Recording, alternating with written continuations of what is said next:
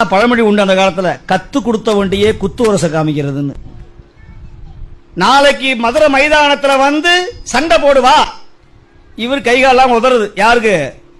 நான் கத்து தானடா கொடுத்தேன், என்கிட்டயே சண்டைக்கு வரியேடா, நான் எப்படா உங்ககிட்ட சண்டைக்கு வர முடியும் அப்படின்னு அழுதார். நேரா போய் சொக்கநாத பெருமானிடத்துல போய் விண்ணப்பம் செய்தார். அவன் சொன்னா, நீ சண்டைக்கு தோற்று விட்டால் உன் மனைவியை நான் இழுத்துக் கொண்டு செல்லுவேன். அடப்பாவி, இப்படி இருக்கிறியேப்பா, இது நியாயமா?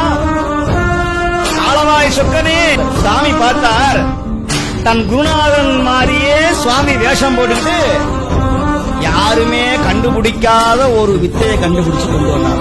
கையில தூக்கி வீசிவிட்டு கையிலே வாழை எடுத்தான். இதுதானே என்னுடைய மனைவியை தொட்ட கை என்று கையை வெட்டினான் சொக்கநாதன். இதுதானே என் மனைவியுடைய கண்ணை பார்த்தது என்று கண்ணை குத்தினான் சொக்கநாதன். இதுதானே என்னுடைய மனைவியை பார்த்து வேசி என்று சொன்னது என்று அவனுடைய நாக்கை அறுத்தான் சொக்கநாதன். இதுதானே என் மனைவியை நினைத்தது என்று நெஞ்சிலே குத்தினான். அவன் அங்கத்தை எல்லாம்